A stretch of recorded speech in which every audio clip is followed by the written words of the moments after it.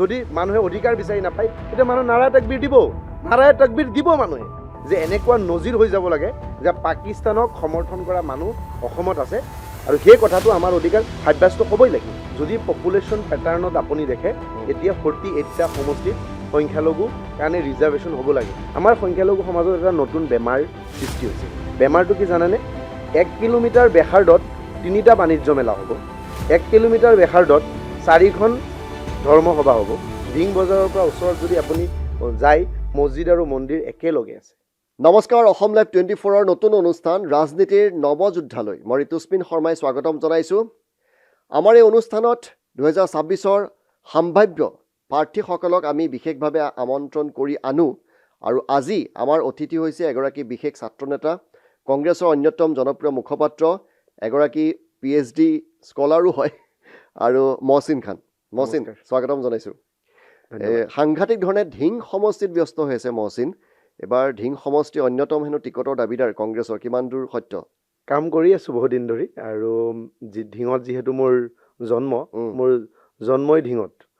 School একদম সৰুৰ পৰা লৈ আপোনাৰ গোটেই স্কুলীয়া জীৱন ঢিঙত কৰিছোঁ ঢিঙৰ সাংস্কৃতিক জগতখনৰ লগত জড়িত স্পৰ্টছৰ লগত জড়িত ঢিঙত সকলোখিনি হৈছে আৰু সেইমতে আমি দিল্লীৰ পৰা পঢ়া শুনা কৰি আহি এতিয়া যেতিয়া ৰাজনীতিৰ লগত পোনপটীয়াকৈ জড়িত হ'লোঁ ঢিঙত কাম কৰি আছোঁ আৰু ঢিঙৰ মানুহে খুব মৰম দিছে আৰু সেই মৰমখিনি লৈ পেলাই প্ৰত্যেক দিনাই পিছদিনা যি কাম কৰাৰ উৎসাহ সেই উৎসাহটো পাই আছোঁ আৰু প্ৰাৰ্থিত্বৰ যিটো কথাটো আপুনি কৈছে সেইটো এটা সম্পূৰ্ণ দলীয় সিদ্ধান্ত আৰু মই ভাবোঁ মোৰ কাৰণে ৰাইজৰ মাজত থাকি যিটো ৰাজনীতি সেইটো ৰাজনীতিত মই বিশ্বাস কৰোঁ আৰু সেইটো আপোনালোকে ইতিমধ্যে অসমৰ ৰাইজেও দেখিছে জনসাধাৰণৰ যিটো সমস্যাই নহওক সেয়া লাগিলে ঢিঙৰেই হওক বা অন্য ঠাইৰেই হওক যিকোনো সমস্যা যেতিয়া হয় যিকোনো প্ৰব্লেম যেতিয়া সন্মুখত আহে তাত গৈ পেলাই আমি থিয় দিওঁ ইট মে বি আপোনাৰ চিটিজেনশ্বিপৰেই হওক স্পৰ্টছৰেই হওক খেলা ধূলাৰ ক্ষেত্ৰতো মই সদায় জড়িত থাকোঁ বিভিন্ন স্পৰ্টছ এছ'চিয়েশ্যনৰ লগত জড়িত হৈ আছোঁ তেনেকৈ চলি আছে আৰু এগৰাকী ৰসায়ন বিজ্ঞানৰ ছাত্ৰ আছিলে দিল্লী ইউনিভাৰ্চিটিৰ পঢ়া শুনা কৰা হৈছিলে এতিয়া গৱেষণাও কৰি আছে ক'ৰ ৰসায়ন বিজ্ঞান আৰু ক'ৰ ৰাজনীতি বিজ্ঞান বুলি কৈছোঁ এটা ইউ টাৰ্ণ কিয় হ'ল আজি ইণ্টাৰেষ্টিংলি প্ৰশ্নটো সুধিছে ৰাতিপুৱা মোৰ আৰু এগৰাকী বন্ধু তেওঁৰ নামো মহচিন হয় নগাঁৱৰ তেওঁ 2014 চনৰ এখন ফটো এখন ফেচবুকত তেওঁ শ্বেয়াৰ কৰিছে ফটোখনত তেওঁ কেপশ্যন দিছিল 2014 নে 15 এইটো টাইমত চাগে মই ইউনিভাৰ্চিটি ইউনিয়নৰ ছেক্ৰেটাৰী আছিলোঁ পলি কেম্প বুলি শ্বেয়াৰ কৰিছে তো মই তেতিয়া মানে তাক সুধিছিলোঁ যে পলি কেম্প বুলি কিয় লিখিছা তেতিয়া সি মোক ক'লে পলি মানে পলিটিক্স কেম্প মানে কেমেষ্ট্ৰি হোৱাটেভাৰ মই এনেই শ্বেয়াৰ কৰি ক'বলৈ মন গ'ল কথাটো মানে আপুনি যিটো কথা কৈছে তাৰ মিনিংটো এইটোৱেই যে ইমানখিনি শিক্ষা দীক্ষা লৈ পেলাই ৰাজনীতিত কিয় আহিলোঁ নহয় জানো তো এইটো এটা কিন্তু ডাঙৰ নেৰেটিভ আৰু এই নেৰেটিভটো চলাই বহুত দিন ধৰি শিক্ষিত যিখিনি মানুহ বা শিক্ষা দীক্ষা কৰা যিখিনি মানুহ সেই মানুহখিনিক ৰাজনীতিৰ পৰা আঁতৰাই ৰাখিব বিচাৰে কিন্তু ভাৰতৰ যদি আপুনি পলিটিকেল হিষ্ট্ৰীটো চাই ব্ৰিটিছৰ বিৰুদ্ধে যিটো আন্দোলন আছিলে আৰু সেই আন্দোলন কৰি পেলাই দেশখন স্বাধীন কৰিলে যিকেইগৰাকী ব্যক্তি আছিলে সেই ব্যক্তিসকল আটাইতকৈ শিক্ষিত মানুহ আছিলে আৰু পলিচি মেকিঙত যদি শিক্ষিত মানুহ নাযায় আমি সদায় ছ'চাইটিৰ ৰিফৰ্মেশ্যনৰ কথা কওঁ social reformation it may be through education through awareness যিটোৱেই নহওক তাত যিটো আপোনাৰ যোনে বিধান ৰচনা কৰিব যোনে পলিচি মেকিঙৰ পাৰ্ট ল'ব সেই মানুহখিনি যদি শিক্ষিত মানুহ নহয় বা সেই মানুহখিনিয়ে যদি তাত মানুহৰ ৰাইটছৰ যিটো মানুহৰ অধিকাৰৰ যিটো কথা থাকে সেইখিনি যদি বুজি নাপায় মই এইটো কথা কোৱা নাই যে কেৱল শিক্ষা দীক্ষা থাকিলেই ৰাজনীতিত যাব লাগিব মানে কথাটো এনেকুৱা যে ৰাজনীতি কৰিব হ'লে মানুহৰ দুখ বেদনাও আপুনি বুজি পাব লাগিব মানুহৰ দুখ কষ্টৰ সমভাৱিক হ'ব লাগিব কিন্তু পেৰেলেলি এডুকেশ্যনটো থাকিব লাগিব আৰু এডুকেশ্যন নাথাকিলে বা শিক্ষা দীক্ষা কৰা মানুহ যে ৰাজনীতিত আহিব নালাগে বুলি কৈ এইটো এটা নেৰেটিভ হৈ গৈছে আৰু এইটো কৰি পেলাই টেকনিকেলি এটা জেনেৰেশ্যনক টেকনিকেলি এটা পাৰ্ট অফ ছ'চাইটিক ছ'চিয়েলি এক্সক্লুজন কৰি দিয়া হৈছে সমাজ বিজ্ঞানত এটা কথা আছে সামাজিকভাৱে বহিৰ্ভূত আৰু পলিটিক্সতো আজি কিছু বছৰ ধৰি সেইটো আগতে নাছিলে মই আপোনাক যিটো কথা ক'লোঁ যে ভাৰতবৰ্ষ স্বাধীন হোৱাৰ যিটো আপুনি তাৰ পিছৰ যিটো গভৰ্ণমেণ্ট দেখে সেই গভৰ্ণমেণ্টত আপুনি বাহিৰৰ পৰা পঢ়ি অহা বা ইণ্ডিয়াৰে বিভিন্ন ভাল ভাল অনুষ্ঠানত পঢ়ি অহা বাহিৰৰ মানে আপুনি যিবোৰ মানুহে মন্ত্ৰিত্ব লৈছিলে, যিবোৰ মানুহে আপোনাৰ MP হৈছিলে, যিবোৰ মানুহে এছেম্বলিত গৈছিলে, তেওঁলোকৰ যদি আপুনি এডুকেশ্যন প্ৰফাইলটো চাই, তেওঁলোকৰ প্ৰফাইলটো চাই তেতিয়া পৰা স্পষ্ট হ'ব যে 90%, মইতো ভাবোঁ 100% মানুহেই খুব শিক্ষিত আছিলে, সুশিক্ষিত আছিলে, আৰু তেওঁলোকে গৈ পেলাই মানুহক লিড কৰিছিলে ছ'চাইটিখন। গতিকে মই পাষ্ট টেন্স প্ৰেজেণ্ট টেন্সতো মই ভাবোঁ এতিয়াও পাৰ্লিয়ামেণ্টত যদি আপুনি চাই শশীধৰ নিচিনা মানুহ আছে, গৌৰৱ গগৈ নিচিনা মানুহ আছে, প্ৰদ্যুৎ বৰদলৈ নিচিনা মানুহ, যিগৰাকী ব্যক্তি কটন কলেজৰ GS আছিলে এই সময়ত, পিছত JNUত গৈ পঢ়িলে, শিক্ষা দীক্ষাত ডেফিনেটলি মানে তেনেকুৱা মানুহ লাগিব সমাজত। আৰু মই এইটো কোৱা নাই ভাল মানুহৰ বাবে ৰাজনীতি নহয় বুলি কয়, এতিয়া মহচিন খান বেয়া মানুহ নেকি? মানে মই এই কথাটোৱে ক'ব বিচাৰিছোঁ যে এইটো এটা পলিটিকেল চায়েন্সত এটা কথা আছে, ছ'চিয়েল এক্সক্লুজন, আৰু ইট ইজ এ নেৰেটিভ। এইটো কৈ পেলাই মানুহক ভয় দেখাই পেলাই আঁতৰাই দিব বিচাৰে। এতিয়া মই যিখন ছ'চাইটিৰ পৰা বিলং কৰোঁ, আমাৰ ছ'চাইটি আপুনি যদি চাই স্বচ্ছ কমিটি প্ৰতিবেদন 2006 চন, তাত যদি আপুনি দেখে ST SCতকৈও আমাৰ ছ'চিয়েল ষ্টেটাছ, ইকনমিকেল ষ্টেটাছ বহুত পিছত। তো সেই মানুহখিনিক থ্ৰু এডুকেশ্যন, থ্ৰু একাডেমিক্স বা আপোনাৰ ছ'চিয়েল এৱেৰনেছ যদি আপুনি আগুৱাই দিব বিচাৰে, পলিটিক্সত আপুনি কেনেকৈ মানে একাষৰীয়া কৰিব? পলিটিক্সটো আপুনি এক্সাইট কৰি পেলাই নোৱাৰে, কাৰণ যিখিনি মানুহে গৈ পেলাই সেই মানুহখিনিৰ কাৰণে পলিচি মেকিং কৰিব, সেই পলিচি মেকিঙৰ পাৰ্ট আপুনি হ'ব লাগিব। আৰু বাহিৰৰ পৰা ৰখি পেলাইতো খালি ক্ৰিটিচাইজ কৰাটো বহুত সহজ, কিন্তু তাৰ ভিতৰত আপুনি যাব লাগিব। আৰু বাৰে বাৰে এইটো কথাই কয় যে বহুতে মোকো, আপুনি যিটো কথা সুধিছে যে তুমিতো চাকৰি কৰিব পাৰা, বা ক'ৰবাত মই চাকৰি কৰিছোঁ, চাকৰি কৰি অহাৰ পিছত তুমি কিয় মানে ৰাজনীতিলৈ আহিছা? তো মই এটা বস্তু বিশ্বাস কৰোঁ, সাংবিধানিক প্ৰদত্ত আমাৰ যিখিনি অধিকাৰ আছে, আমাৰ যিখিনি ছ'চাইটিক এতিয়াও আপলিফ্ট কৰিবলৈ যিখিনি কাম আমাৰ এতিয়াও কৰিবলৈ বাকী আছে, সেই কামখিনি কৰিবলৈ হ'লে সেই ব্যৱস্থাটোৰ মাজত আপুনি নিজে আহিব লাগিব। এতিয়া মহচিন খানৰ প্ৰায় ফটো দেখোঁ, ৰাহুল গান্ধীয়ে আহিলে কাষতে মহচিন বহি থাকে, কংগ্ৰেছৰ ডাঙৰ নেতাবিলাক আহিলেও কাষতে মহচিনৰ ফটো এখন আমি দেখোঁ, বা অসমৰ সভাপতিগৰাকীও কাষতো মই দেখোঁ। মহচিন খুব জনপ্ৰিয় নেকি কংগ্ৰেছৰ মাজত? নহয়, মই ইমান ডাঙৰ নেতাৰ লগত আমি খুব কমেই মানে চান্স পাওঁ, কিন্তু তথাপিও আপুনি কিন্তু পাই থাকোঁ আমি যেতিয়া আমাৰ আপুনি ৰাহুল গান্ধী ডাঙৰীয়াৰ যিখন ফটো বা যি 2-3খন ফটো কৈছে, সেইকেইখন হয়তো আমাৰ নেশ্যনেল এক্সিকিউটিভৰ ফটো হ'ব, আমাৰ যেতিয়া দিল্লীত নেশ্যনেল এক্সিকিউটিভ হয়। আৰু গৌৰৱ গগৈ ডাঙৰীয়া তেখেতো আমাৰ সভাপতি আৰু পুৰণা আমাৰ কলিয়াবৰ লোকসভাৰ MP। তো ফটো পোৱাটো স্বাভাৱিক, আৰু কাম কৰোঁ কেতিয়াবা এনেও মিডিয়াৰ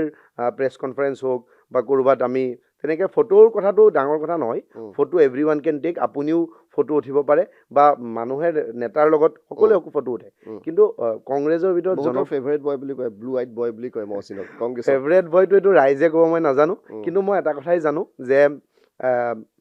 ফ্ৰম ডে 1 মই কংগ্ৰেছ কৰিছোঁ, আৰু কংগ্ৰেছ কৰিছোঁ ইন দ্য চেন্স অফ আমাৰ পৰিয়ালেই হওক বা আমাৰ ঘৰখনেই হওক বা আমি নিজেও ছাত্ৰ অৱস্থাৰ প্ৰথম দিনাৰ পৰাই। কাৰণ মই এনেকুৱা নহয় যে মই ব্লাইণ্ডলি কংগ্ৰেছ কৰিছোঁ, মই কংগ্ৰেছৰ আইডিঅ'লজিটো জানি বুজি, মৌলানা আজাদে যিটো কথা কৈছিল কম্প'জিট নেশ্যনেলিজম, ইয়াত সকলোৰে অধিকাৰ থাকিব, প্ৰান্তীয় জনগোষ্ঠীসমূহৰ অধিকাৰ থাকিব, সেইখিনি জানি বুজি, গান্ধীজীয়ে যিটো কথা কৈছিলে যে ইয়াত কোনো ধৰণৰ বাদ বিচাৰ নাই, নেহৰুৱে যিটো প্ৰগ্ৰেছিভ ছ'চাইটিৰ কথা কৈছিলে, সেইখিনি পঢ়ি জানি বুজি পেলাই কংগ্ৰেছ কৰিছোঁ। আৰু সেইকাৰণে মই ভাবোঁ দলে যেতিয়া কাম দিয়ে বা আমিও যেতিয়া দেখোঁ যে মানুহৰ অধিকাৰ খৰ্ব হৈছে, তাত গৈ থিয় হ'ব লাগে। বা আপুনিও কেতিয়াবা মই ক'ৰবাত গৈছোঁ, ফেচবুকত দেখি পেলাই ভিডিঅ' বিচাৰে আপোনালোকৰ হাউচৰ পৰাও, তো সেই কথাটোৱেই, য'ত মানুহৰ অধিকাৰ খৰ্ব হৈছে তাত গৈ থিয় দিওঁ আৰু কাম কৰোঁ, দলৰ কাৰণে কাম কৰোঁ, আৰু মষ্ট ইম্পৰ্টেণ্টলি মানুহৰ কাৰণে কাম কৰিব চেষ্টা কৰোঁ। কাৰণ মই এটা বস্তুকে ভয় কৰোঁ, সেইটো হ'ল মানুহে কি কয়। কাৰণ যিহেতু মানুহৰ কাৰণে কাম কৰিব আহিছোঁ, সমাজত যদি কোনোবাই আপোনাক ৰাজনীতিটো এইটোৱেই বস্তু যে মানুহে যদি আপোনাক বেয়া পায়, তাত কোনো লাভ নাই। আৰু সেইকাৰণে এটা কথা আছে নহয়, ঈশ্বৰকো পাবলৈ হ'লে প্ৰথমে আপুনি মানুহক পাব লাগিব, আৰু সেইটোৱে মই বিশ্বাস কৰোঁ। ব্লু আইড বয়ছটো মই নাজানো, বা ফেভাৰেট বয় মই নাজানো, কিন্তু এটা বস্তু মই জানো যে কংগ্ৰেছৰ শীৰ্ষ নেতৃত্বই যথেষ্ট মৰম কৰে, আৰু যথেষ্ট মৰম কৰে কাৰণেই মই কোনোদিনে একো নিবিচাৰাকেই দলৰ মই আটাইতকৈ কম বয়সৰ মুখপাত্ৰ, মই যেতিয়া মুখপাত্ৰ হৈছোঁ তেতিয়া মই MSc জাষ্ট মানে MSc কৰিছোঁ। তাৰপিছত এনেকৈ সাধাৰণ এটা ঘৰৰ অলপ দিনৰ পিছত ডক্টৰ মহচিন খানো হ'ব। হয়, সেইটোতো একাডেমিক্সৰ এটা পাৰ্ট কৰি আছোঁ, মোৰ about two finish my PhD। মই শেষ পৰ্যায়ত আছোঁ, ছাবমিট কৰিম অলপ দিন পিছত হয়তো। তো তেনেকৈ চলি আছে আৰু। এতিয়া সমষ্টিলৈ আহোঁ, আপুনি এনেকুৱা এটা সমষ্টিত কাম কৰি আছে, ধিং সমষ্টিটো, বৰ্তমানৰ চৰকাৰখনৰ দৃষ্টিত এটা অচিনাকি মানুহে ভৰি থকা সমষ্টি, ধিং সমষ্টি। আৰু দ্বিতীয়তে তাত আমিনুল ইছলাম আছে। আচলতে আপুনি যিটো প্ৰশ্ন সুধিছে, আপুনি অচিনাকি মানে কি ক'ব বিচাৰিছে? মই চৰকাৰৰ দৃষ্টিভংগীৰে কথাটো ক'লো সেইকাৰণে। অচিনাকি শব্দটো হিমন্ত বিশ্ব শৰ্মাই কৈছে। আৰু মোৰ দৃষ্টিত মই আপোনালোকৰ অন কেমেৰাত কৈছোঁ, হিমন্ত বিশ্ব শৰ্মা অচিনাকি মানুহ। অচিনাকি মানুহ মানে কি? আইডেণ্টিটি যাৰ নাই, সেইটোৱে নহয় জানো? আইডেণ্টিটি যাৰ নাই। হিমন্ত বিশ্ব শৰ্মা ডাঙৰীয়াৰ আইডেণ্টিটি নাই। কাৰণ হিমন্ত বিশ্ব শৰ্মা ডাঙৰীয়াই কটন কলেজত পঢ়ি থাকোঁতে আছু কৰিছিলে, পিছত তেওঁ কংগ্ৰেছ কৰিলে, কেতিয়াবা তেওঁ আলফাও কৰিলে, আলফাৰ লগত ভাল বুলি কয়, আলফাৰ নামত ধন লৈ পেলাই ক'ৰবাত যাবলগীয়াও হ'ল। তেওঁ মাজে মাজে এজিপিৰ লগতো মিতিৰালি কৰে। তেওঁ আকৌ কংগ্ৰেছৰ আপোনাৰ মন্ত্ৰী হ'ল 2-3 বাৰ, এতিয়া বিজেপিত আছে। যিজন মানুহে ইমানকেইটা ঠাই চেঞ্জ কৰিলে, তেওঁৰ কিবা পৰিচয় আছে জানো? হিমন্ত বিশ্ব শৰ্মা অসমৰ আটাইতকৈ ডাঙৰ অচিনাকি ব্যক্তি। আৰু পিছত আহোঁ মই, যিটো জনগোষ্ঠীক আপুনি মানে হিমন্ত বিশ্ব শৰ্মাই বা যোনেই নহওক অচিনাকি ব্যক্তি বুলি কৈছে, মই এটা কথা কওঁ, সেই মানুহখিনিৰ পৰিচয় কি তাৰ কাৰণে মই যুদ্ধ কৰি আছোঁ। সেই মানুহখিনিৰ পৰিচয় কি সেই কথাখিনিৰ কাৰণে আমি ৰাজনীতিলৈ আহিছোঁ। আৰু সেই মানুহৰ পৰিচয় আছে। অচিনাকি মানুহৰ পৰিচয় আছে। অচিনাকি মানুহৰ পৰিচয় এইটোৱেই, জ্যোতিপ্ৰসাদ আগৰৱালাই তেওঁৰ অসমীয়া ডেকাৰ উক্তি কবিতাটোত কৈ গৈছে, ন অসমীয়া মৈমনচিঙীয়া। আৰু সেই মৈমনচিঙীয়া জনগোষ্ঠীৰ এজন যুৱক মই। আৰু সেই জ্যোতি বিষ্ণু ভূপেন হাজৰিকাই প্ৰতিবাৰে কোৱা কথাখিনিহে মোৰ কাৰণে ইম্পৰ্টেণ্ট। মোৰ কাৰণে কোনোবা অমিত শ্বাহ, কোনোবা হিমন্ত বিশ্ব শৰ্মা, কোনোবা দিলীপ শইকীয়াই কোৱা কথা মোৰ কাৰণে ইম্পৰ্টেণ্ট নহয়। কাৰণ অসমীয়া জাতি গঠন প্ৰক্ৰিয়াত সেইসকল ব্যক্তিহে পুৰোধা ব্যক্তি।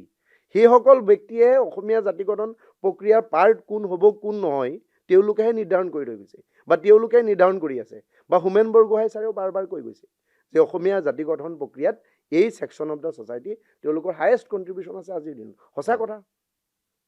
আপুনি যাব হাতীমূৰীয়া প্ৰাথমিক বিদ্যালয়ৰ অহা মাহৰ 27 তাৰিখে হেৰি, মোক আজি অন কেমেৰা আপোনাক নিমন্ত্ৰণ দিলোঁ, 75 ইয়াৰ্ছ হৈছে।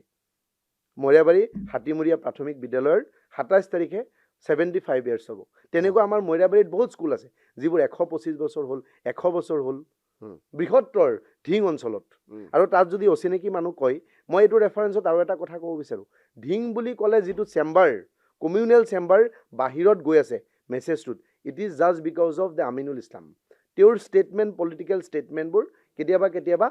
এটা বেলেগ ফালে দিশ গতি লৈ লয়। মই তেওঁৰ নাম ল'ব বিচৰা নাছিলে, কিন্তু আপুনি যিটো কথা ক'লে, আৰু চৰকাৰৰ দৃষ্টি এইটো কাৰণেই হৈছে যে তাত চৰকাৰেও এটা টাৰ্গেট কৰি পেলাই উজনি অসমত তেওঁলোকে মুনাফা আদায় কৰিব গৈছে। কিন্তু প্ৰকৃততে ধিং কি সেই কথাটো মই অসমৰ ৰাইজক অলপ জনাব বিচাৰোঁ। প্ৰকৃততে ধিং হ'ল শেৱালী কবি ৰত্নকান্ত বৰকাকতিৰ ধিং। প্ৰকৃততে ধিং হ'ল শংকৰদেৱৰ ধিং। প্ৰকৃততে ধিং হ'ল য'ত এতিয়াও ধিং বজাৰৰ পৰা ওচৰত যদি আপুনি যায়, মছজিদ আৰু মন্দিৰ একেলগে আছে। প্ৰকৃততে ধিং হ'ল বৰ্তমান হিমা দাসৰ ধিং, যিটো আমি নতুন অসম বুলি কওঁ, নতুন ভাৰত বুলি কওঁ, তেনেকৈ নতুন ধিং। আৰু সেই ধিঙত আমি হিমা দাসৰ ধিং বুলি জানিব লাগে। সেই ধিঙক কোনোবাই সাম্প্ৰদায়িক আমিনুল ইছলামৰ নামত নাজানে। আৰু সেই যিটো কালচাৰেলি এনৰিচ, যিটো ঐতিহ্যমণ্ডিত ধিং, সেই ধিঙত মই ডাঙৰ হৈছোঁ। কোনোদিনে দেখা নাছিলোঁ, কোনোদিনে এনেকুৱা ডিভিজন দেখা নাছিলোঁ। কিন্তু এতিয়া বাৰে প্ৰতি মই ৰিপ্ৰেজেণ্টেটিভ, আপুনি কৈছে কিয় ৰিপ্ৰেজেণ্ট কৰিব লৈছোঁ, তাত ডাঙৰ হৈছোঁ। আৰু তাৰ যিটো প্ৰকৃত ছবি, মই আপোনাক যিটো কথা ক'লোঁ, সেই প্ৰকৃত ছবিখন অসমৰ মানুহে বাহিৰৰ পৰা দেখি থকা ছবি, বা কোনোবা বাহিৰৰ সংগঠনে নেতা গৈ পেলাই একদম দাবী ধমকি দি, সিদিনা কোনোবা এজন নেতাই কৈছে যে ধিঙত হেনো ৰাতি 7টা বজাৰ পিছত মহিলা মানুহ ওলাব নোৱাৰে। একেবাৰে মিছা কথা। কিয়? সেইদিনা ৰাতি তেওঁ ষ্টেটমেণ্ট দি থকাৰ এঘণ্টা পিছত মই ধিঙত গৈছোঁ। মই অন কেমেৰাত কৈছোঁ, আমাৰ গৌতম মদাক, আমাৰ পংকজ কলিতা, পংকজ বৰদলৈ, তেওঁলোকক লৈ পেলাই মই গোটেই ধিংটো ৰাতি 11টালৈকে ঘূৰি আছোঁ। কি সমস্যা আছে? প্ৰকৃততে ধিংটো এইটো নহয়েই। বাহিৰৰ পৰা যিটো দেখি আছে, এটা কথা আছে ন, য'ত বহু মানুহ ওলাই আহিছিলে ধিঙত শান্তি বিচাৰি, জোৰ সমদল। এইটো একেবাৰে ধিঙৰ মানুহ নাছিলেই, এইটো তেওঁলোকৰ সংগঠনৰ যথেষ্ট মানুহ। সেই কথাটোৱে ক'ব বিচাৰিছোঁ। এইটো মই আকৌ কৈ আছোঁ, তেওঁলোকৰ সংগঠনৰ জিলাৰ সংগঠনৰ নেতা আছিলে, তেওঁলোকৰ সংগঠনৰ হোজাই নগাঁও মৰিগাঁও 3খন জিলাৰ মানুহ মাতি আনি পেলাই অলপ মানুহ দি পেলাই ঢিঙৰ পৰা তেওঁলোকৰ 50 মিটাৰ ৰেলী কৰিছিলে আৰু এইটো ডেম'ক্ৰেটিকেলি সকলোৰে অধিকাৰ আছে নিজৰ তেওঁলোকে যদি ভাবিছে কোনোবাত আইডেণ্টিটিত এছাৰশ্যন হৈছে তাত তেওঁলোকে গৈ পেলাই নিজৰ মানুহখিনিৰ কাৰণে কোনোবাই যদি ষ্টেণ্ড দিছে তাত ক'বলগীয়া একো নাই কিছুমান মন্তব্য আহি থাকে ঢিঙত যে অসমীয়া মানুহবিলাকে মন্তব্য দিয়ে আমাৰ মাটি কাঢ়ি লৈছে আমাৰ ইয়াত থকাটো সমস্যা হৈ গৈছে আমাকে প্ৰথম বন্ধুক দিয়ক এই ধৰণৰ কথা আমি পাইছোঁ চাওক আমি মাইনৰিটি ৰাইটৰ কথা কওঁ মই নিজে কওঁ বাৰ ঢিঙত যদি তেওঁলোকক আপুনি মাইনৰিটি কৈছে তেতিয়া তেওঁলোকৰো যদি কোনোবাখিনিত সুৰক্ষাৰ ক্ষেত্ৰত যদি ভাবিছে যে এনেকুৱা ছিটুৱেশ্যন হৈছে তেতিয়া সেইটো ডেফিনেটলি যোনেই নেতৃত্ব নলওক বা যোনেই নেতৃত্ব লৈ আছে তেওঁলোকৰ মাজত থাকি পেলাই ক'ব পাৰিব লাগিব যে মই অমুক ইয়াত আছোঁ সকলোৱে ভাই ভাই নিচিনা থাক আৰু সেইটো মই ক'ব পাৰোঁ ঢিং বজাৰৰ মাজত ৰখি পেলাই মই সেইটো ক'ব পাৰোঁ যে সকলো ইয়াত ভাই ভাই নিচিনা থাকিম আৰু মই সেইটো কওঁ সিদিনা এটা শিশুৰ আপোনাৰ ৰেবিজ ভেকচিন দিছিলে এণ্টি ৰেবিজ তাৰপিছত অভাৰড'জ দিয়াৰ কাৰণে তেওঁৰ মৃত্যু হ'ল ভেৰি আনফৰ্চুনেট তাৰপিছত এইটোক লৈ পেলাই খুব মানে 2-3 দিন ধৰি এটা কমিউনেল পৰিৱেশ সৃষ্টি হৈছে মইতো উভয় পক্ষৰ লগত কথা পাতিছোঁ যে এইটো আমাৰ পৰিৱেশ বেয়া হ'ব নালাগে ঢিঙৰ এই ছবিখন কেতিয়াৰ পৰা সৃষ্টি হ'ল বুলি ভাবিছে আপুনি ঢিং বুলি ক'লে ভেৰি বহুতে ভয় খায় মই উজনিৰ ল'ৰা মই ডিব্ৰুগড়ৰ ল'ৰা ভেৰি ঢিং ৰিচেণ্ট বুলি ক'লে কিন্তু এটা বেলেগ পৰিৱেশ আপুনি ঋতুস্মিতা আপুনি নিজে কওক ঢিঙৰ এইটো ছবি যেতিয়া ডক্টৰ ইদ্ৰিছ আলী তাৰ বিধায়ক আছিল আপুনি কোনোবা দিনে শুনিছিলে নেকি আপুনি মোক কওক আপোনাৰ মতে আমিনুল ইছলাম অহাৰ পিছতে হৈছে আমিনুল ইছলাম অহাৰ পিছত বুলিও মই নকওঁ আমিনুল ইছলাম আৰু বিজেপি যেতিয়া দুটা একেলগে পাৱাৰত আহিলে আমিনুল ইছলাম 11ত আহিছে বিজেপি 14ত আহিছে বিজেপি 16ত আহিছে এইটো ভেৰি ৰিচেণ্ট আপুনি 2018-19-20 তেনেকুৱা মানৰ পৰা ষ্টাৰ্ট হোৱা বুলি ক'ব পাৰে আৰু ইয়াত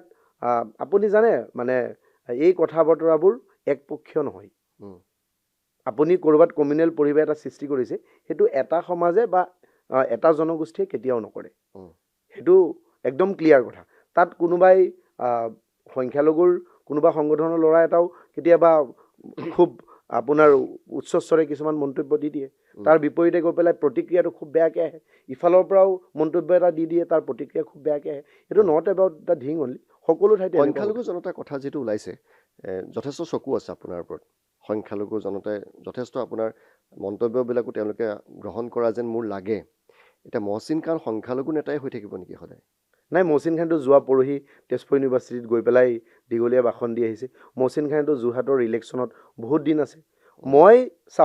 মই যিটো জনগোষ্ঠীৰ হয় মই যদি মোৰ ঘৰখনকে ঠিক কৰিব নোৱাৰোঁ মই মোৰ চুবুৰী ঠিক কৰাটোৰ কথা কেনেকৈ ভাবিব পাৰোঁ মই ভাবোঁ সেই কমিউনিটিটোৰ যিটো কথা আপুনি কৈছে সেই কমিউনিটিটোৰ বহুত সমস্যা আছে মই যোৱাকালি এটা ভিডিঅ' বনাইছিলোঁ যোৱাকালি নহয় ভিডিঅ'টো মই 17 তাৰিখে বনাইছিলোঁ যোৱাকালি আপলোড কৰিছিলোঁ আমাৰ সংখ্যালঘু সমাজত এটা নতুন বেমাৰ সৃষ্টি হৈছে বেমাৰটো কি জানেনে 1 কিলোমিটাৰ বেখাৰ্ডত 3টা বাণিজ্য মেলা হ'ব 1 কিলোমিটাৰ বেখাৰ্ডত 4খন ধৰ্মসভা হ'ব 1 কিলোমিটাৰ বেখাৰ্ডত বিভিন্ন অনুষ্ঠান হ'ব একেটা ফিল্ডত আপুনি আজি ক্ৰিকেট খেল পাতিলে 3 দিন পিছত আকৌ সেই একেখন ফিল্ডতে খেলটো শেষ হোৱাৰ পিছত ফুটবল হ'ব লাগে কিন্তু পেৰেলেলটো আপুনি এইটোও চাব যে এই যিবোৰ আমাৰ উৎসৱ পাৰ্বণবোৰ হৈ আছে যিবোৰ এজ ইউজুৱেল যিবোৰ ফেষ্টিভেলছ হয় খ্ৰীষ্টমাছ হওক নিউ ইয়েৰ চেলিব্ৰেশ্যন হওক এইবোৰতো চবেই ৰিলেক্সেশ্যন বিচাৰে কৰক কিন্তু আপুনি এইটোও চাব লাগিব যে ফেব্ৰুৱাৰী মাহত জানুৱাৰী মাহত বছৰেকীয়া পৰীক্ষা হ'ব মেট্ৰিকৰ পৰীক্ষা হ'ব হায়াৰ ছেকেণ্ডেৰীৰ পৰা পৰীক্ষা হ'ব আৰু ফেব্ৰুৱাৰীৰ পৰা গোটেই কম্পিটিটিভ এক্সামবোৰ ষ্টাৰ্ট হয় আপুনি যদি এইবোৰ উচ্চস্তৰে মাইক বজাই পেলাই আপুনি ক'ৰবাত কিবা কৰি পেলাই আপুনি যদি কাৰোবাক মানে খুব নইজ দি পেলাই যদি পৰিৱেশ বিনষ্ট কৰে তেতিয়া আপুনি যিটো স্পৰ্টছৰ পৰা যিটো বেনিফিট পাব তাতকেতো যিখিনি মানুহ ভৱিষ্যত আমাৰ সমাজৰ ভৱিষ্যত যুৱ প্ৰজন্ম বা যিসকল যুৱক যুৱতীয়ে পৰীক্ষাৰ কাৰণে এপিয়াৰ হ'ব তেওঁলোকৰতো ভৱিষ্যত ধ্বংস কৰি আছোঁ ন আমি তো সেই কথাখিনিত মই সংখ্যালঘুৰ এইটো নহয় উচ্চতাই দিয়া কথা ঋতুস্মিতা আপুনি দেখিছে বা অসমৰ জনসাধাৰণ দেখিছে কোনোদিনেই নকওঁ কিন্তু ইথিকেলি এম্পাৱাৰ্ড মাইনৰিটি ছ'চাইটি এটা বিচাৰোঁ আৰু কালচাৰেলি এনৰিচ ছ'চাইটি এটা বিচাৰোঁ যিটো আমি এছিমিলেশ্যনৰ কথা কওঁ বৃহত্তৰ অসমীয়া জাতি গঠন প্ৰক্ৰিয়াটোত ভাগ ল'বলৈ হ'লে কেৱল আমি অসমীয়া ভাষাটো শিকিলেই নহ'ব সাংস্কৃতিকভাৱে আমি অসমীয়া হ'ব লাগিব আমি বৌদ্ধিকভাৱে অসমীয়া হ'ব লাগিব সেই গোটেই কথাখিনিয়ে মই কওঁ আৰু আপুনি যিটো কথা কৈছে কেৱল কি কয় সংখ্যালঘু নেতা সেইটো আপুনি ভাবে নেকি আপোনাকে মই সুধিছোঁ মইতো ইয়াত এংকৰ হিচাপে আহিছোঁ মই নে আপোনাৰ আপোনাৰ পৰা message- নাই, আপোনাৰ পইণ্ট অফ ভিউ যে মোৰ দাদা হিচাপে আপোনাক সুধিছোঁ মই নাভাবোঁ মানে সেইটোৱেই মই মই নাভাবোঁ মই আপোনাক এইটো কথা কওঁ মই গুৱাহাটী ইউনিভাৰ্চিটিত কিন্তু আপুনি প্ৰগ্ৰাম যিমান ধৰণৰ ধৰক ভিডিঅ' আমালৈ পঠিয়াই থাকে সকলো বেছিভাগে সংখ্যালঘু কেন্দ্ৰিক হয় কিন্তু হয় সেইটো হয়তো কিয় হয় মই এইটো কওঁ ক'ৰবাত ইভিকশ্যনৰ উম, মানে হেৰি হ'লে মই যাওঁ সেইটো গভমেণ্টৰ এগেইনষ্টত এটা মেছেজ দিব বিচাৰোঁ উম, মানে গভমেণ্টে এইখিনি য'ত মানৱ অধিকাৰ খৰ্ব হয় তাত আমি থিয় হওঁ সেই কথাখিনি মানে যায় কিন্তু কেতিয়াবা ধৰক আপুনি যিটো ভিডিঅ' কৈছে মাইনৰিটি এৰিয়াবোৰত কাম যিহেতু মোৰ নিজৰ ঠাইখিনি 90% মুছলিম এৰিয়া হয় তো তাত হয় কিন্তু এইটোও নহয় যে ক'ৰবাত পূজা হয় তাতো গৈ আছোঁ উম, ক'ৰবাত আপোনাৰ নাট্য মন্দিৰত অনুষ্ঠান হৈ আছে তাতো গৈ আছোঁ উম। উজনি অসমত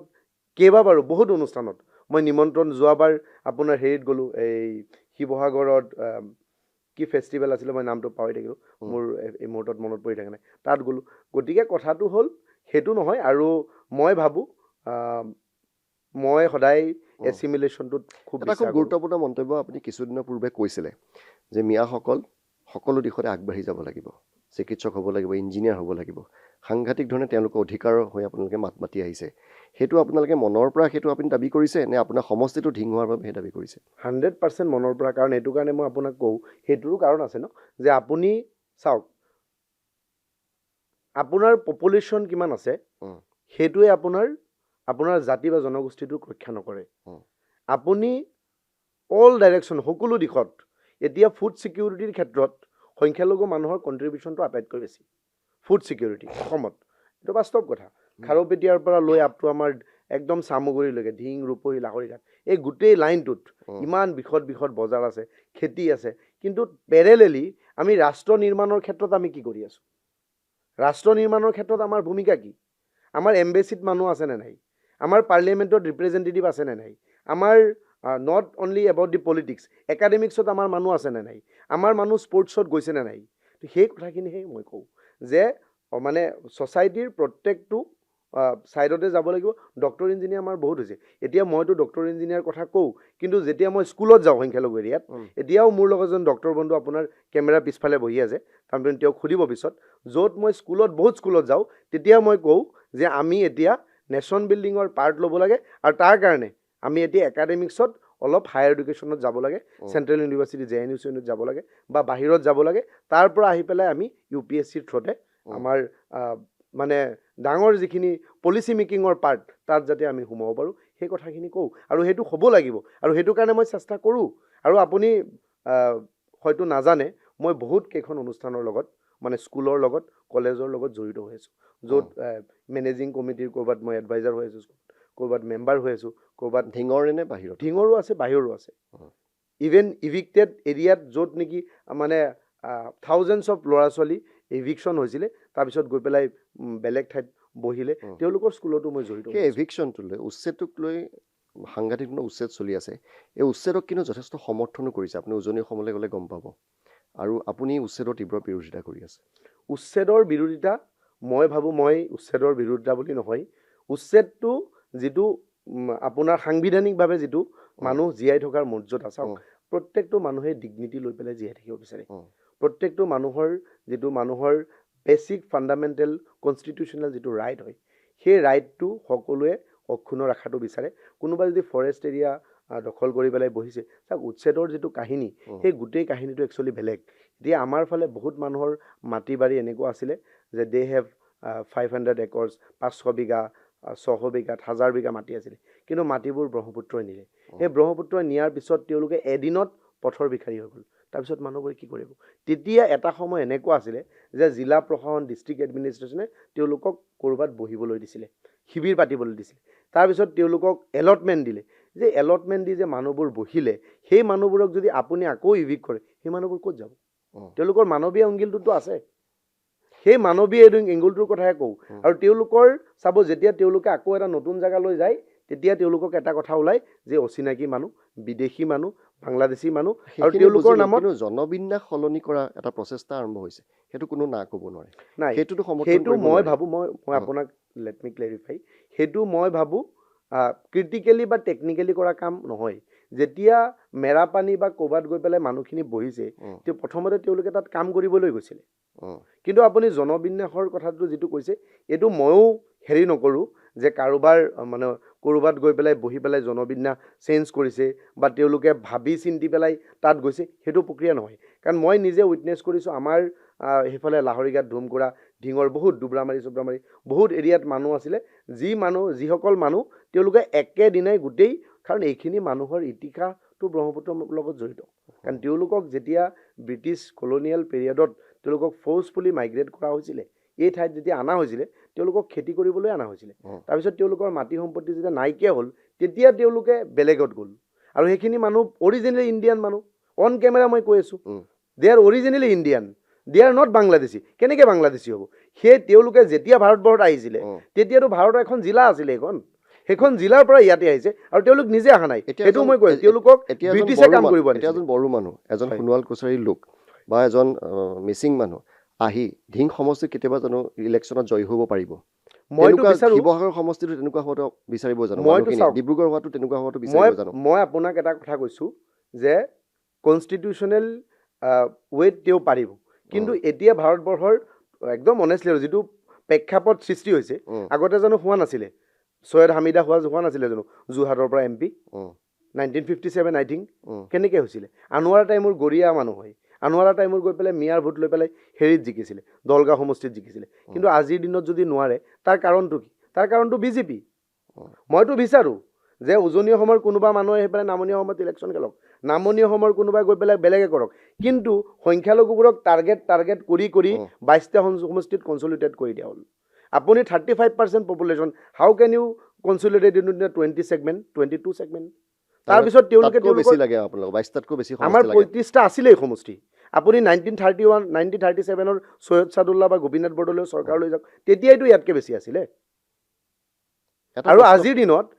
দিনত মানুহৰ যেতিয়া আপোনাৰ পপুলেশ্যন মই আপোনাক আৰু এটা হিষ্টৰিকেল কথা কওঁ মানুহে ফটককৈ এটা কথা কয় যে 1971-51ত অসমৰ মুছলমানৰ সংখ্যা আছিলে 24% আজি 35% কেনেকৈ হ'ল 35% আজি এইটো কাৰণেই হ'ল যে অসমটো ডিভাইডেড হৈ গ'ল অসমৰ পৰা মেঘালয় হ'ল অসমৰ পৰা আৰু বেলেগ ৰাজ্য হ'ল সেই ৰাজ্যবোৰত ক'তো মুছলিম বেলেগত যোৱা নাই অসমতে আছে তে নেচাৰেলি বাঢ়িব আজি যদি মোৰ গাঁৱত আপুনি ছাৰ্ভে কৰে বা ঢিং সমষ্টিৰ মই অন কেমেৰা কৈছোঁ ঢিং বুলি নহয় অসমৰ গৈ এনিৱেৰ আপুনি ছাৰ্ভে কৰক নতুন প্ৰজন্মৰ যোৱা মই ভাবোঁ 10-15-20 বছৰ কোনো মানুহৰে এজন বা দুজনতকৈ বেছি ল'ৰা ছোৱালী নহয় ৰেয়াৰ পাব আপুনি ৰেয়াৰ এইটো এটা পলিটিকেল নেৰেটিভ ছেট কৰা হৈ আছে যে পপুলেশ্যন এক্সপ্ল'জন হৈছে কিবা হৈছে একো নহয় কাৰণ এটাই অসমত 1951ত যদি 25-24% আছে একজেক্ট নাম্বাৰটো মই চাব লাগিব আৰু আজি যদি 35% হৈছে তাৰ ৰিজন এটাই যে ইয়াৰ পৰা ওলাই বেলেগ ষ্টেটত হিন্দু মানুহ গ'ল বেলেগ ষ্টেটত খ্ৰীষ্টিয়ান গ'ল কিন্তু মুছলিমখিনি ইয়াতে আছে অসমতে আমি 91ৰ পৰা ধৰোঁ 91 লোকপিয়লৰ তুলনাটো যথেষ্ট বাঢ়িছে এটা বিশেষ প্ৰশ্ন ধৰক আপুনি এতিয়া অসমত সংখ্যালঘু জনতা যথেষ্ট আছে 126টা সমষ্টিত কিমানটা সমষ্টিত সংখ্যালঘুৰ অধিকাৰ থকাটো আপোনালোকে বিচাৰে 22টা আপুনি কম হৈছে বুলি কৈছে 35টাই আছিলে 34টা আছিলে যদি পপুলেশ্যন পেটাৰ্ণত আপুনি দেখে এতিয়া 48টা সমষ্টিত সংখ্যালঘু কাৰণে ৰিজাৰ্ভেশ্যন হ'ব লাগে ৰিজাৰ্ভেশ্যন নহয় মানে সংখ্যালঘুৰ সমষ্টি 48টা হ'ব লাগে তাৰপিছতো 22টা কমাই 22টা কৰি দিয়া হ'ল এতিয়া 22টাৰ পৰা বেলেগত এটা সমষ্টি যোৱাৰ কথাই নাই এতিয়া যদি আপুনি কয় যে লাহৰীঘাট সমষ্টিত বা ৰূপহী সমষ্টিত কোনোবা ক'ৰবাৰ পৰা আহি পেলাই ইলেকশ্যন খেলিব মানুহে নামানিব ন এইটো মোৰ কথাই নহয় কেৱল মানুহে নামানিব কিয় মানিব য'ত নেকি আপোনাৰ সমষ্টি কাটি কমাই দিয়া হ'ল তাৰপিছত আপুনি নিজৰ সমষ্টি এইটো কাষ্ট চেঞ্চাছটো এইটো কাৰণেই কৰা হয় ন যাৰ যিমান অধিকাৰ जिसका जितना মানে হিস্সাদাৰী শিৱসাগৰ ডিব্ৰুগড় যদি তেনেকুৱা হৈ যায় কেনেকৈ হ'ব জনবিন্যাসৰ ফলত নহয় কিছুমান কথা কৈ দিলে নহয় ন ঋতুস্মিতা নহয় এইটো কেনেকৈ হ'ব আপুনি কিছুমান কথা আমি কেমেৰাত ক'ব লাগে বুলি বা পলিটিকেল নেৰেটিভ বুলি নহয় কিন্তু এইটো কথা খাটাং যে অসমত নেক্সট ডিলিমিটেশ্যনত সংখ্যালঘু ৰাইজে ৰাস্তাত ওলাই হ'লেও তেওঁলোকৰ সমষ্টিবোৰ উদ্ধাৰ কৰিব লাগিব আপুনি নাওবৈচা সমষ্টিটো কি কাৰণে SC ৰিজাৰ্ভেশ্যন কৰিলে কি কাৰণে হাজো সমষ্টিটো নাইকিয়া কৰি দিলে টুকুৰা কৰি দিলে কি কাৰণে বৰক্ষেত্ৰী সমষ্টিৰ এই গৰিয়া মানুহখিনি বেলেগ ফালে লৈ যোৱা হ'ল কি কাৰণে গোৱালপাৰা পূব সমষ্টি বেলেগ কৰি দিয়া হ'ল কি কাৰণে শংকৰদেৱৰ জন্মস্থান বৰদোৱা সমষ্টিটো যিটো সত্ৰ য'ত নিয়াৰলি 45-55 বা 50% আছিলে সেই সমষ্টি কিয় জনবিন্যাসৰ পৰা নাইকিয়া কৰিলে গুৰুজনাৰ নামেই নাৰাখিলে এইটো ভূমিপুত্ৰৰ অধিকাৰৰ কাৰণে ভূমিপুত্ৰৰ অধিকাৰটো সেইটো হিমন্ত বিশ্ব শৰ্মাৰ অধিকাৰ তেওঁ নিজৰ কাৰণে ছেফ ছিকিউৰিটি কৰিব বিচাৰি আছে কোনো ভূমিপুত্ৰৰ অধিকাৰ এইবোৰ মিছা কথা একেবাৰে মিছা কথা ভূমিপুত্ৰ কি নহয় নেকি নাওবৈচা SC কৰাত আপুনি চাওক বেয়া পাইছে? ভূমিপতি নাওবৈচা SC কৰাত মই বেয়া পোৱা নাই মই কৈ আছোঁ নাওবৈচা মই বেয়া পোৱা ভাল পোৱাৰ ওপৰত নহ'ব মই কৈ আছোঁ যে এই কথাবোৰ যে এনেকুৱা হ'ল এইবোৰ যে এনেকুৱা হ'ল ইয়াত ডেম'ক্ৰেটিক মানুহৰ সাংবিধানিকভাৱে যিখিনি অধিকাৰ সেইখিনিক টোটেলি খৰ্ব কৰা হৈছে আৰু সংখ্যালঘু মানুহে সেই কথাখিনি বুজি পাব লাগিব সংখ্যালঘু মানুহে প্ৰশ্ন কৰিব পাব লাগিব আৰু সেইকাৰণে আমি ৰাজনীতিত আহিছোঁ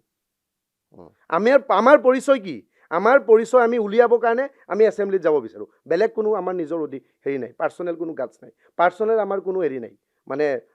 কোনোবা লালহত আমি ৰাজনীতি অহা নাই যিটো আমাক কয় নহয় আমাৰ পৰিচয় কি আমাৰ সংজ্ঞা কি সেই মানুহখিনি বৃহত্তৰ অসমীয়া জাতি গঠন প্ৰক্ৰিয়াত ইমান দিন ধৰি অৰিহণা আছে be it cultural be it linguistic whatever সেইখিনি আমি বিচাৰি পেলাই আমি ৰাজনীতি কৰিব বিচাৰোঁ আৰু সেই কথাটো আমাৰ অধিকাৰ সাব্যস্ত হ'বই লাগিব এট এনি কষ্ট আৰু সেইটো বস্তু আমি য'ত প্লেটফৰ্মত কাম কৰি আছোঁ আমি ভাবোঁ সেই দলটোৱে সকলোকে সমান অধিকাৰ দিয়ে কংগ্ৰেছেও বিচাৰে সেইটো কংগ্ৰেছেতো সকলোকে সমান অধিকাৰ দিয়ে এই কথাখিনি মহচিন খানে কৈছে নে কংগ্ৰেছে কৈছে নাই এইটো মহচিন খানে বুলি নহয় সেই কথাখিনি মই ফিল কৰোঁ যে মই কংগ্ৰেছত থাকি ক'ব পাৰোঁ কংগ্ৰেছে সকলোকে সমান অধিকাৰ দিয়ে কংগ্ৰেছে ট্ৰাইবেলকো দিয়ে কংগ্ৰেছে কাইলৈ কংগ্ৰেছ আহিলে 48টা সমষ্টিত সংখ্যালঘু অধিকাৰ ঘূৰি আহিব তাৰ কাৰণে আমি ফাইট কৰিম কংগ্ৰেছে কৰিব এইটো কংগ্ৰেছৰ কথা কংগ্ৰেছটো মই অকলে নহয় কংগ্ৰেছত পলিচি মেকিঙত বহুত মানুহ আছে পলিটিকেল এফেয়াৰ কমিটিত বহুত মানুহ আছে কিন্তু আমাৰ এইটো দাবী থাকিব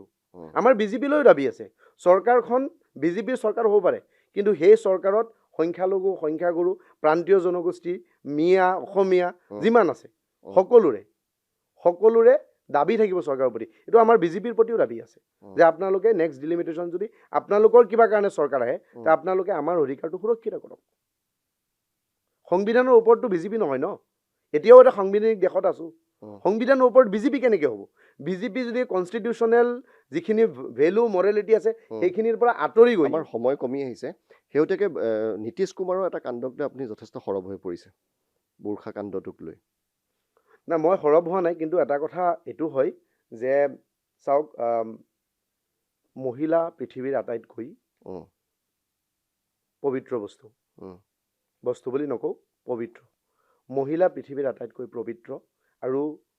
যিটো জাতিৰ মহিলাক গাত এনেকৈ চুই পেলাই হেৰি কৰিছে ন তে সেই জাতিটো আটাইতকৈ শান্তিপ্ৰিয় আৰু পবিত্ৰ জাতি আৰু যেতিয়া তেওঁৰ মানুহৰ শান্তিক ব্যাঘাত বনায় মানুহক আইডেণ্টিটিক যেতিয়া এছাৰশ্যন হয় আইডেণ্টি এছাৰশ্যন যেতিয়া হয় তেতিয়াহ'লে তেওঁলোকে আপুনি এইটো কথাই ক'ব বিচাৰিছে যোৱাকালি দেখিছোঁ বহুত বৃহৎ ৰেলী তেতিয়া মানুহে চৰকাৰৰ পৰা যেতিয়া সুৰক্ষা নাপায় নিজৰ অধিকাৰ বিচাৰি নাপায় তেতিয়া নাৰাই তকবীৰ মানুহে দিবই স্বাভাৱিক কথা যেতিয়া শান্তিপ্ৰিয় জাতি এটাক অশান্ত কৰিব বিচৰা হয় তে তেখেতৰ নাম আই থিংক নুছৰাত এইটোতো আৰ্টিকল 25-28 কৈছে লিবাৰ্টি অফ ৰিলিজন সেইটো লিবাৰ্টি আছে তাইৰ আৰু তাত যদি গিৰিৰাজ সিঙে যদি কয় জাহান্নাম মে যাও তুম যাও না জাহান্নাম মে কোন হে তুম গিৰিৰাজ সিং যাওক না জাহান্নামত তাই কিয় যাব গিৰিৰাজ সিঙৰ অধিকাৰ আছে নেকি তাৰমানে সংবিধানতকৈ ওপৰ নেকি গিৰিৰাজ সিং আৰু নীতিশ কুমাৰ যদি মানসিকভাৱে তেওঁলোকৰ বিঘ্নস্ত হৈছে তেওঁক বহুতে কৈছে টিভিত মই ডিবেটত দেখিছোঁ CM কৈছে বয়স হৈছে বাদ দিয়ক না তেওঁৰ ৰাজনীতি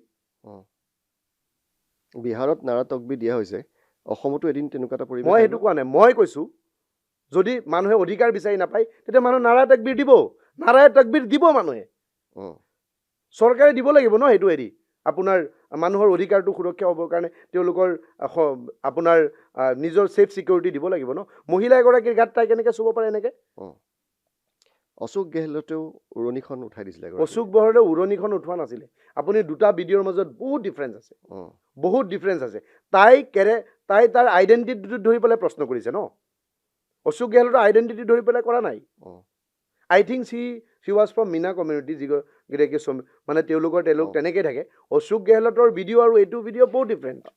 এই আপুনি ধৰক যিটো কথা ক'লে নাৰাই তকবীৰ এই ধৰণৰ কথা ধৰক আপোনালোকে কয় এতিয়া বিশ্বত নাৰাই তকবীৰৰ মিনিংটো কি জানে আপুনি নাৰাই তকবীৰ মানে টু ৰেইজ ইয়ৰ ভইচ হয় কিন্তু সেই শব্দটোত বহুতে হয়তো ভয়ো খায় এই ইছলামোফোবিয়া যিটো বিশ্বজুৰি আৰম্ভ হৈছে সেইটো শেহতীয়াকৈ অসমতো আহিছে আপুনি এই ধৰণৰ কথা সেই কোৱাৰ বস্তুটো বাবেই সেই কথাটো মানুহে মিনিংটি বুজি পাব লাগিব কালি মই ভিডিঅ'টো দেখি কাৰণে কৈছোঁ আপোনাক যদি তেওঁলোকে তেওঁলোকৰ অধিকাৰ চৰকাৰৰ পৰা পোৱা নাই তেতিয়া তেওঁলোকে ভাবে নিজৰ অধিকাৰ নিজে একত্ৰিত হৈ পেলাই ল'ব লাগিব কিন্তু তাত গৈ পেলাই নাৰায় তকবীৰ আল্লাহু আকবাৰ কিবা কিবি দিলে এইটো পৰিৱেশ বেয়া হয় মই কিন্তু যেতিয়া আপোনাক প্ৰথমতে কৈছোঁ যে যেতিয়া সুৰক্ষা বিচাৰি নাপায় তেতিয়া মানুহে নাৰায় তকবীৰ দিয়ে এই নাৰায় কথাখিনি তকবীৰ কংগ্ৰেছক ক্ষতিগ্ৰস্ত নকৰিবনে 2026 আপোনাৰ এই কথাখিনি মোৰ কথাখিনি এই কংগ্ৰেছৰ লগত এইটো কোনো ধৰণৰ পাৰ্টি লাইনৰ কথা নহয় আৰু ছেকেণ্ড কথাটো মই এটা কথা কওঁ মই কথাটো স্পষ্টকৈ কৈছোঁ যে মানুহে নিজৰ অধিকাৰৰ বিচাৰিৰ কাৰণে একত্ৰিত হোৱাৰ চাউট যিটো কয় ন কল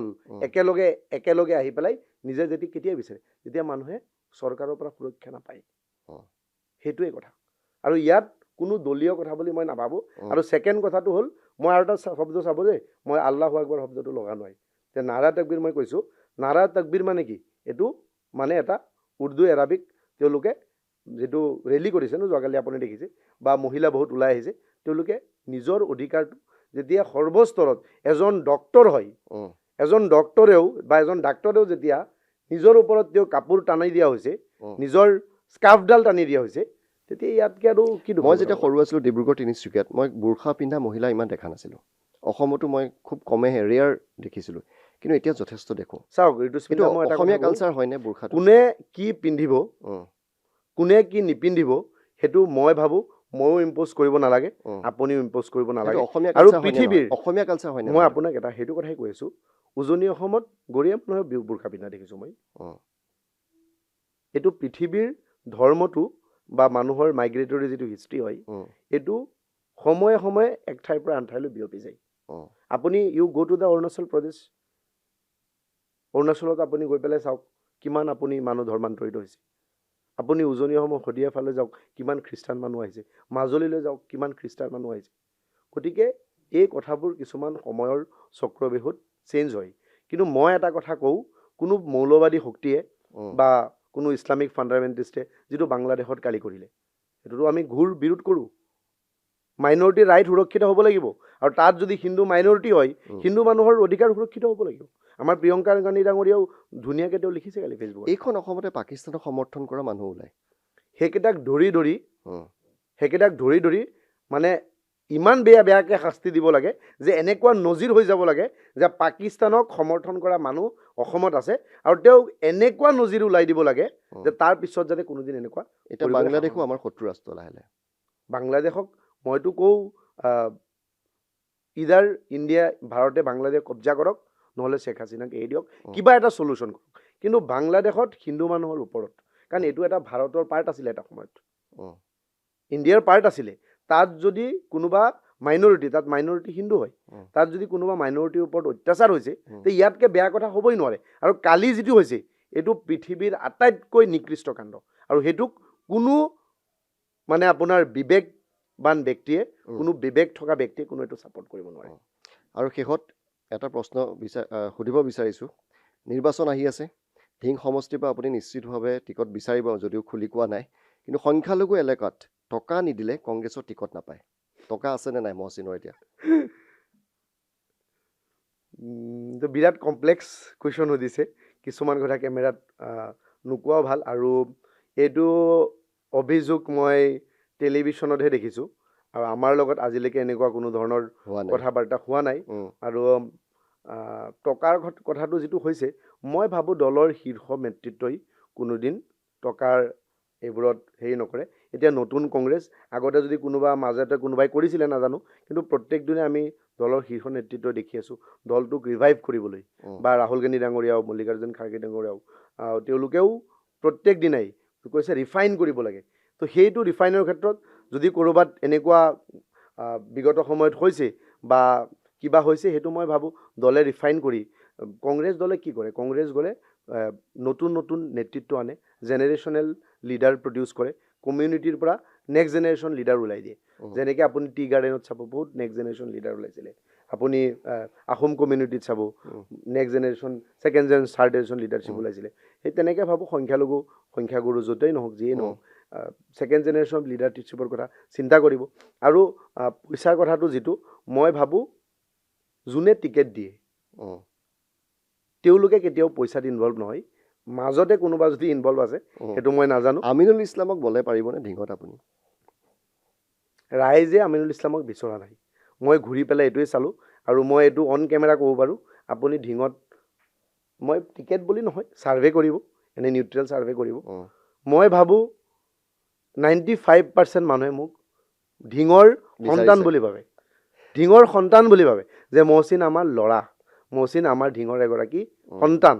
সেইটোৱে লাগিলে কোনোবা আপোনাৰ বৰা কোচ কলিতাই হওক ইছলাম হাজৰিকাই হওক খানেই হওক যোনেই নহওক ঢিঙৰ মানুহে মোক নিজৰ সন্তান বুলি ভাবে সেই কথাটো একদম স্পষ্ট আৰু সেইটো মই জানো আৰু সিমানখিনি মৰম পোৱাৰ কাৰণে আমাৰ মা দেউতা শিক্ষক হয় আমি বেছিকেলি খেতি আমাৰ ফেমিলি বেকগ্ৰাউণ্ডটো হ'ল আমি খেতিয়কৰ ল'ৰা ছোৱালী তো একদম সাধাৰণ ঘৰৰ পৰা আহি যদি ইমানখিনি কৰিব পাৰি আছোঁ বা ৰাইজৰ লগত আজি আপোনালোকে এটা মঞ্চত মোক মাতি আনিছে আপুনি মোক ইনভাইট কৰিছে মই আহিছোঁ সেই ৰাইজৰ মৰমৰ কাৰণে মই ইমানখিনি যাব পাৰিছোঁ কাৰণে ইয়াত অহাটো সম্ভৱ বহুত বহুত ধন্যবাদ থেংক ইউ আৰু নিজৰ সন্তান হিচাপে আঁকোৱালি লয় নে 2026 তেজপুত্ৰ কৰে সেইটো আমি গম পাম কিন্তু বহুত বহুত ধন্যবাদ আৰু শুভেচ্ছা থাকিল থেংক ইউ আৰু অসম লাইভ 24কো আৰু সমূহ অসমীয়া ৰাইজক অসম লাইভ 24ৰ জৰিয়তে নতুন বছৰৰ আৰু খ্ৰীষ্টমাছৰ বহুত বহুত শুভেচ্ছা জনালোঁ ধন্যবাদ আৰু ইয়াৰ লগে লগে ৰাজনীতিৰ নৱযোদ্ধাৰ পৰা মই ঋতুস্পিন শৰ্মাই বিদায় লৈছোঁ নমস্কাৰ